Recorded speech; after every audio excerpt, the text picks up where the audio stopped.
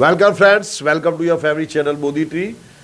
મિત્રો, આજે આપણે ગુજરાતી વ્રજ એસાઇનમેન્ટમાં ગુજરાતી સેકન્ડ લેંગ્વેજમાં ક્વેશ્ચન પેપર નંબર 2નું સેક્શન ડી સોલ્વ કરવાના છે. આ રાઇટિંગ સેશન છે. આમાં આપણે તમારે કોમન સેન્સનો ઉપયોગ કરીને જવાબ લખવાનો હોય છે.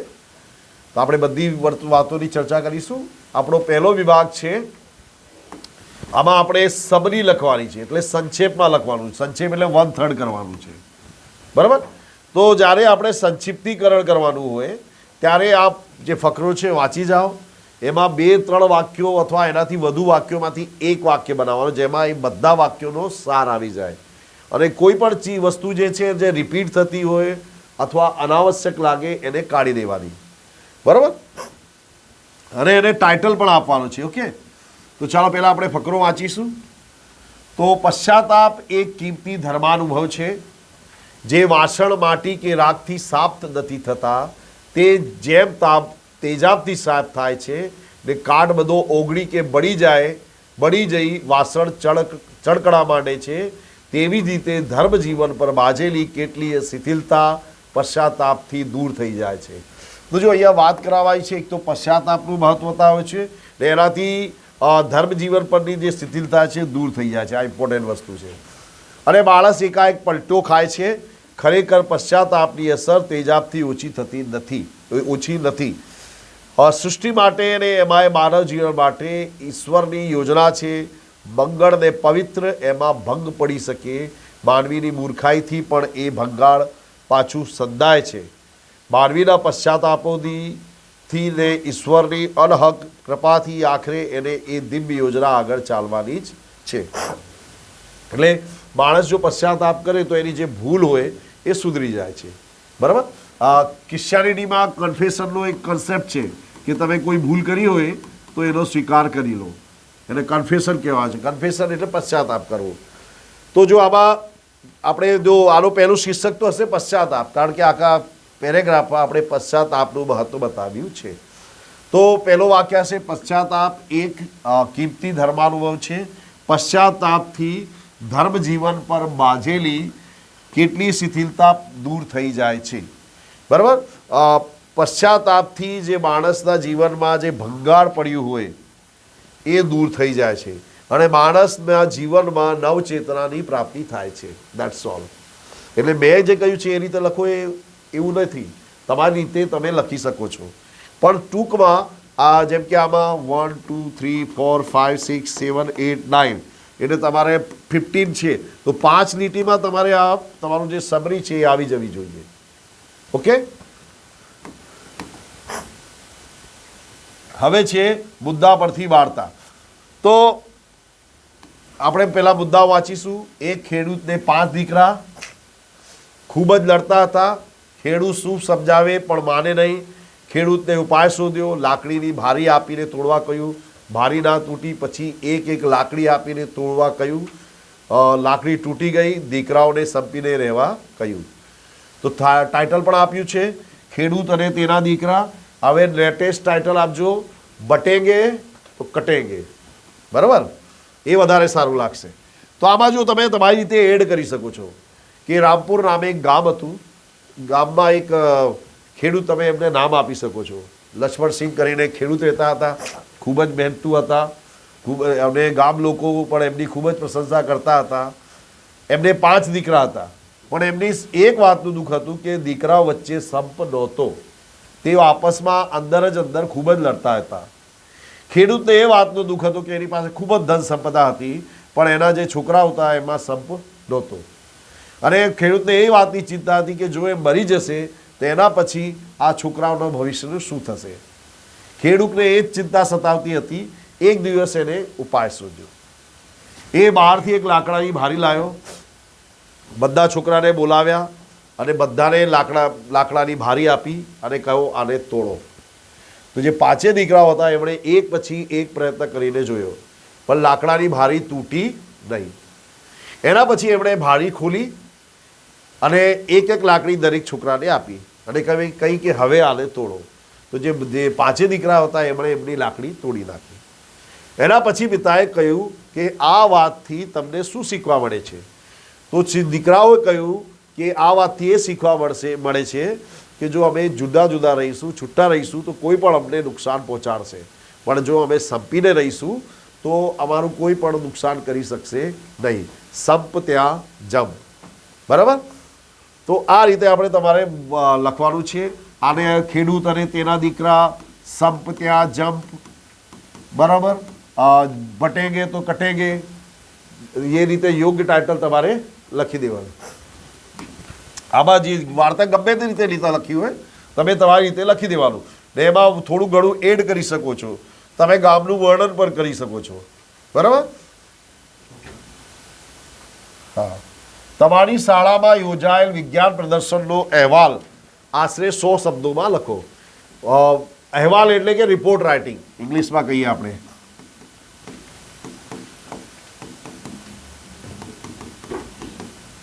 તો જુઓ, અહીંયા આણંદ, પછી તારીખ, અહીંયા વિષય લખી દેવાનો.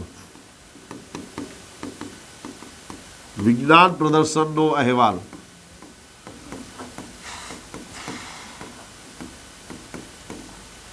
તો એટલે પ્રદર્શન ક્યાં થયું હતું, ક્યારે થયું હતું, એમાં કેટલા વિભાગ હતા, કેટલી સ્કૂલોએ ભાગ લીધો, કઈ સ્કૂલને પ્રથમ ઇનામ મળ્યું, આ બધી વાર્તાઓ એમાં લખવાની આપણે. એટલે તમારી રિપોર્ટ રાઇટિંગ થઈ જાય. તો આપણી રિપોર્ટ રાઇટિંગ છે. અમારી શાળામાં વિવેકાનંદ હાઈસ્કૂલ આણંદ ખાતે એક અનોખું વિજ્ઞાન પ્રદર્શન યોજાયું હતું. વિજ્ઞાન પ્રદર્શનની શરૂઆત સૌ પ્રથમ તો ઉદ્ઘાટનથી થઈ હતી. અમારી શાળાના આચાર્ય, મંત્રીશ્રી અને જિલ્લા શિક્ષણાધિકારી સાહેબના હસ્તે દીપ પ્રાગટ્ય કરવામાં આવ્યું.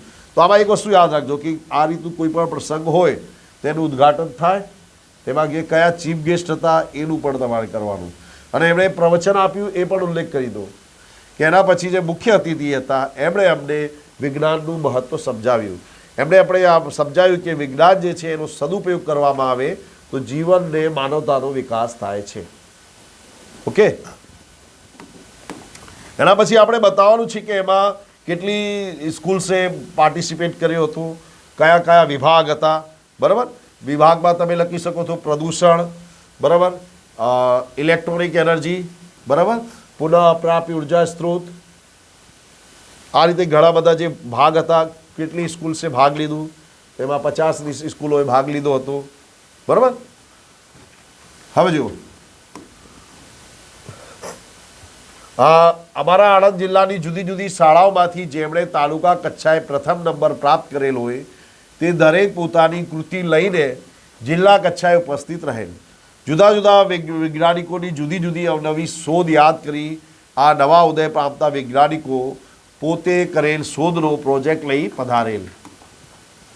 આ પ્રદર્શનમાં ટેલિફોનથી લઈને મોબાઈલ સુધીની યાત્રાનો વિગતવાર પરિચય આપતો પ્રોજેક્ટ મૂકવામાં આવેલ. આ ઉપરાંત સોલરના અનેક પ્રોજેક્ટ, કુદરતી ખાતરના પ્રોજેક્ટ, વીજળી બચાવની ઝુંબેશ ચલાવતો પ્રોજેક્ટ, કુદરતી સંપત્તિનો બચાવ કેવી રીતે કરવામાં આવે. તો આમાં જે સેક્શન છે એ લખી દેજો તમે.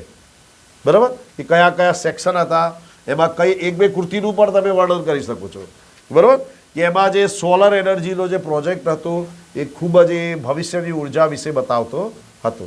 પછી કાર્યક્રમનું સમાપન કઈ રીતે થયું, કાર્યક્રમના સમાપનના અંતે જે વિજેતાઓ હતા એમને ઇનામ આપવામાં આવ્યું, અને રાષ્ટ્રગાન પછી બધી જે કાર્યક્રમનું પૂર્ણાહુતિ થઈ.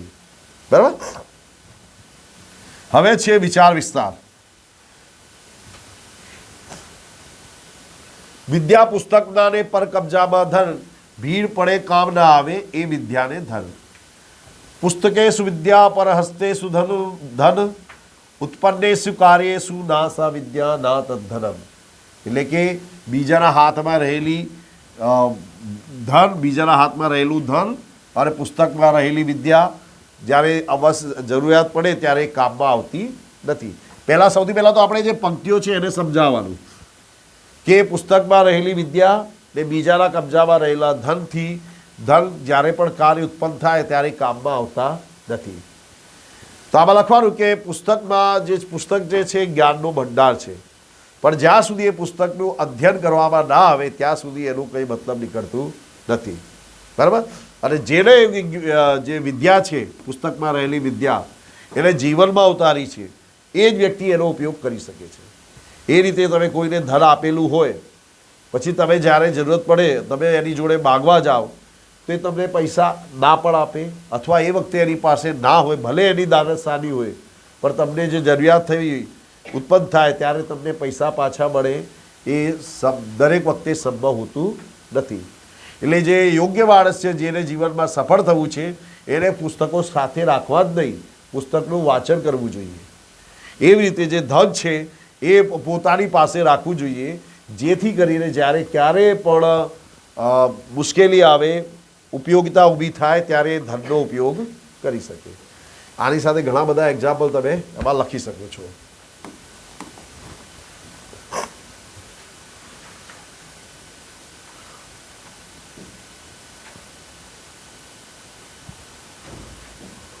હા, નેક્સ્ટ છે પ્રતિજ્ઞા વિનાનું જીવન એ પાયા વિનાની ઇમારત જેવું છે. પ્રતિજ્ઞા એટલે ગોલ, એમ ઓફ લાઈફ. એટલે જે માણસના જીવનમાં કોઈ પણ પ્રકારની પ્રતિજ્ઞા ના હોય, લક્ષ્ય ના હોય, એને જીવનમાં કોઈ પણ પ્રકારની સફળતા મળતી નથી. બરાબર? પ્રતિજ્ઞા એટલે ભારત મેરા દેશ એ પ્રતિજ્ઞા નહીં ભાઈ. હા, તો પ્રસ્તુતિ પંક્તિમાં કવિએ માનવ જીવનની વિશેષતા દર્શાવી છે. કોઈ પણ માણસના જીવનમાં એક ચોક્કસ લક્ષ્ય, ધ્યેય હોવું જરૂરી છે, અને એ ધ્યેય લક્ષ્યને મેળવવા માટે માણસે જીવનમાં પ્રતિજ્ઞાબદ્ધ થવું જરૂરી છે. કોઈ પણ કાર્ય હું કરીશ એમ તમે કહો એના કરતાં આ કાર્ય હું આટલા સમયમાં જ કરવાની પ્રતિજ્ઞા લઉં છું એમ કહેતા એ કાર્ય સમય દરમિયાન ચોક્કસ થાય જ છે. એટલે કે કોઈ પણ કાર્ય કરવું હોય તો આપણે એની બાઉન્ડેશન નક્કી કરવી જોઈએ. જેમ કે તમે વિદ્યાર્થી છો તો તમારે તમારી ટાઈમ લિમિટ સેટ કરવી જોઈએ કે ધારો કે તમે નક્કી કર્યું છે કે 6 કલાકનું વાંચન કરવાનું છે, 6 hours. તો કોઈ પણ દિવસ હોય જ્યાં સુધી 6 કલાકનું તમારું ટાઈમ પૂરું ના થાય ત્યાં સુધી સૂવાનું નહીં. બરાબર? હવે જેમ કે તમે નક્કી કર્યું છે કે ભાઈ આપણે અભ્યાસ કરવાનો છે, તો અભ્યાસ કરવા બેસી જવાનું. હવે જો તમે પ્રોક્રાસ્ટિનેશન કરશો કે કાલથી વાંચીશ, પરમ દિવસથી વાંચીશ, બરાબર, સારા મુહૂર્તમાંથી વાંચીશ, તો ક્યારેય શક્ય થવાનું નથી. તમારે ડિટર્મિનેશન જોઈએ, તમારે પ્રતિજ્ઞા કરવી જ પડે કે I have to complete this goal, I have to achieve this goal, ત્યારે તમને ગોલ મળશે. તો એ જ મનુષ્યના જીવનની વાર્તા છે. જેમ કે ગાંધીજીનું એક્ઝામ્પલ લખી દો કે ગાંધીજી જ્યારે દાંડી કૂચ પર ગયા તો એમણે કહ્યું હતું કે જ્યાં સુધી આઝાદી નહીં મળે ત્યાં સુધી હું સાબરમતી આશ્રમમાં ક્યારેય પાછો આવવાનો નથી. ને એમણે એમનો જે સંકલ્પ હતો એ પૂરો કર્યો. જેમ કે થોમસ એલ્વા એડિસન, એમણે 1000 વખત પ્રયોગ કર્યો અને તેઓ નિષ્ફળ થયા, અને એના પછી 1000મા પ્રયત્ને તેઓ સફળ થયા અને એમણે વીજળીના બલ્બની શોધ કરી. તો આ જે વિચાર વિસ્તાર છે આનાથી રિલેટેડ જે એક્ઝામ્પલો એ ખાસ લખવાના. એ લખવાથી તમારી જે છે જે આન્સર છે એ વધારે સટીક થઈ જાય છે. ઓકે, ગાંધીજી, હિટલર, ગમે તે જે વ્યક્તિ હોય એનું આપણે અહીંયા એક્ઝામ્પલ લખવાનું જરૂરી છે.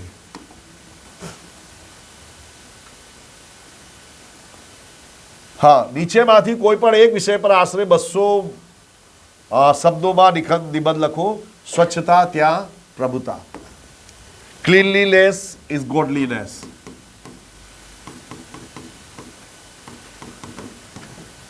તો અત્યારે સફાઈ અભિયાન ચાલી રહી છે બધી જગ્યા. જ્યારથી આપણા પ્રધાનમંત્રી આવે છે નરેન્દ્ર મોદી, તેમણે આપણને આ સ્વચ્છતાનો મહત્વ સમજાવ્યો છે. તો પહેલું પ્રસ્તાવના છે, પ્રસ્તાવના લખવાનો. સફાઈનો અર્થ શરીરની સ્વચ્છતા, ઘર, મોહલ્લો અને ગામની સ્વચ્છતા. સ્વચ્છતા ત્યાં પ્રભુતા. અસ્વચ્છતાના કારણો, સ્વચ્છતા જાળવવાના ઉપાયો, ઉપસંહાર. જો તમે આ મુદ્દા પકડીને જશો તમારું કામ પૂરું થઈ જશે. બરાબર? તો લખવાનું કે મનુષ્યનું જે શરીર છે એક મંદિર પ્રમાણે છે, મંદિર જેમ છે. તો જે રીતે આપણે મંદિરમાં સ્વચ્છતા જાળવીએ છીએ એ રીતે આપણે આપણા જીવનમાં, આપણા શરીરમાં, આપણા નગર, આપણા દેશમાં સ્વચ્છતા જાળવવી જોઈએ. બરાબર? સ્વચ્છતા, સફાઈનો અર્થ, તો સ્વચ્છતા એટલે અહીંયા ખાલી સાબુને એનાથી સફાઈ કરવાનો અર્થ નથી. સફાઈ એટલે કે જીવનમાં જે સદ વિચાર છે એનો સંગ્રહ કરવો. બરાબર? માણસના જીવનમાં કોઈ પણ અનાવશ્યક તત્વો ભેગા ના થાય, બરાબર, હાનિકારક વિચારો ભેગા ના થાય, એ વાતનું આપણે ધ્યાન રાખવું.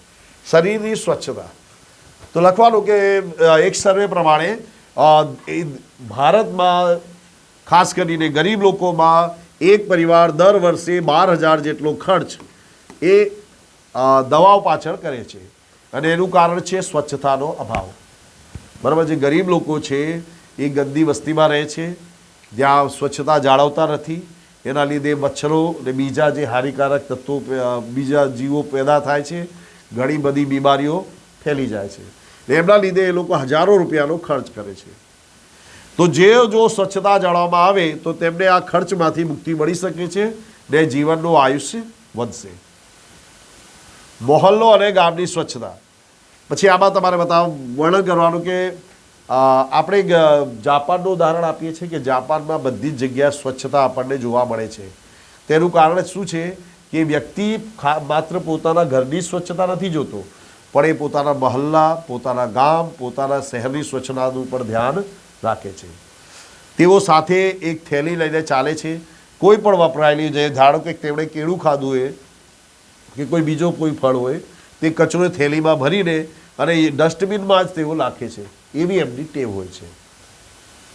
આમાં લખવાનું, પહેલાં ભારત દેશમાં આપણે કુટેવ હતી કે આપણે ગમે ત્યાં કચરો નાખતા હતા, પણ ભારતના પ્રધાનમંત્રી નરેન્દ્રભાઈ મોદીએ આપણને આ સ્વચ્છતાનો જે પાઠ શીખવ્યો, એના પછી લોકોમાં જાગૃતિ આવી છે. આ સ્વચ્છતાના કારણોને ઇન શોર્ટ મેં તમને બતાવ્યું છે કે કઈ રીતે લખવાનું. એમાં તમે તમારી રીતે વાક્યો છે એડ કરી શકો છો. ઓકે, હાલ તમે વાંચી જજો, યોગ્ય લાગે તો સ્ક્રીનશોટ લેજો.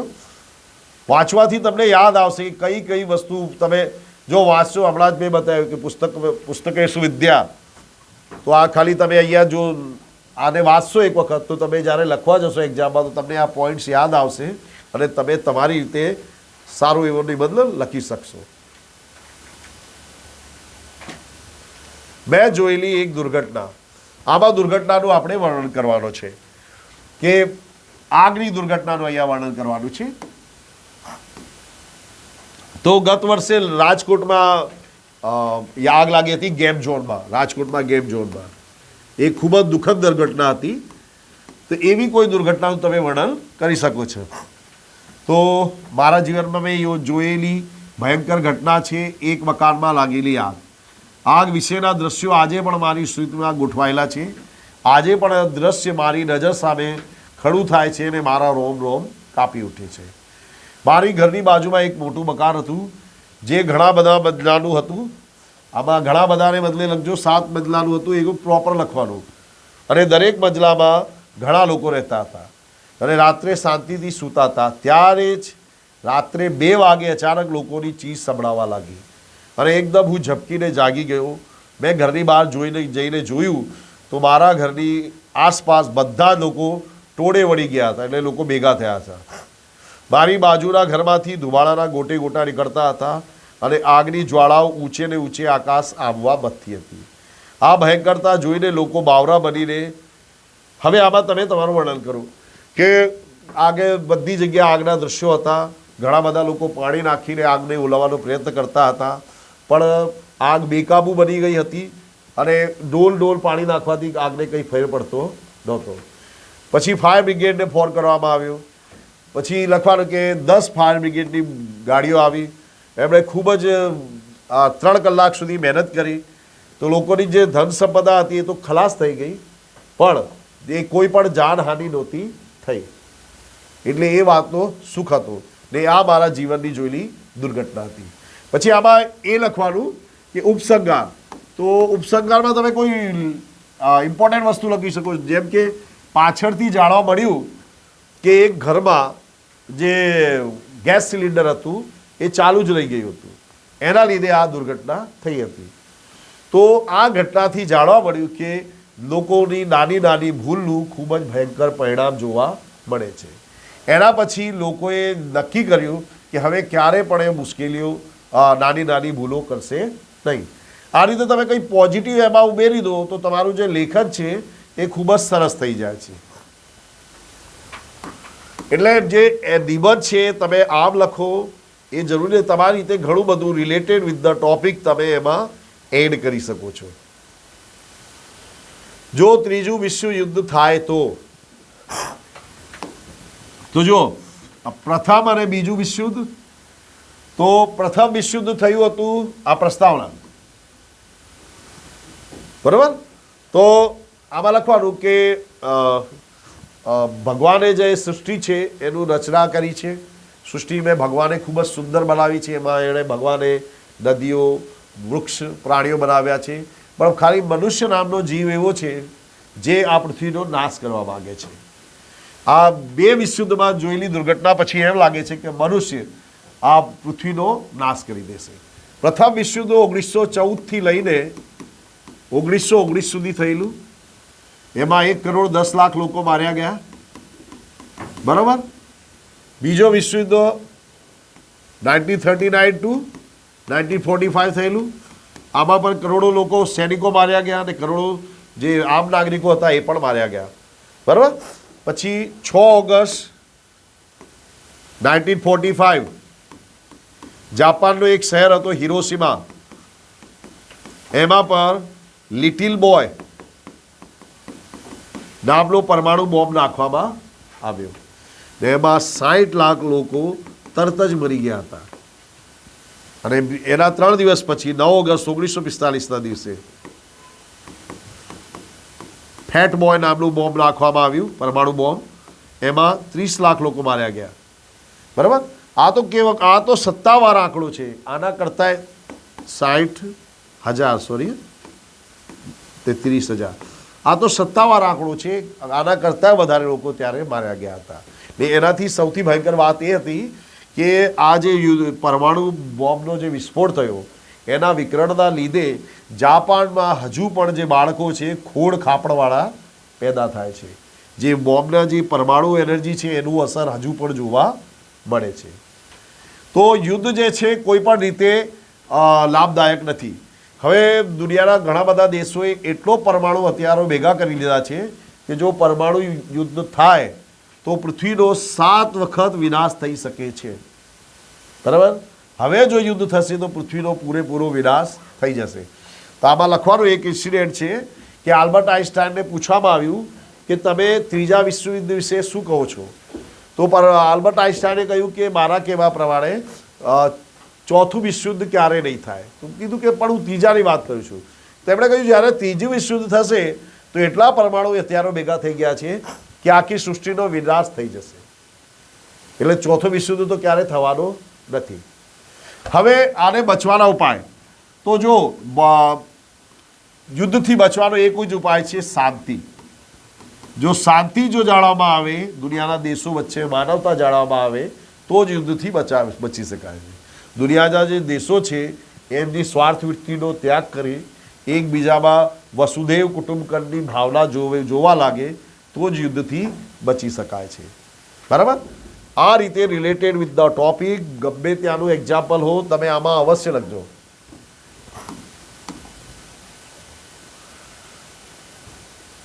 ઓકે, આ નિબંધ છે. મેં તમને જેમ કહ્યું તમારી રીતે લખજો. નિબંધ ગોખવાની વસ્તુ નથી.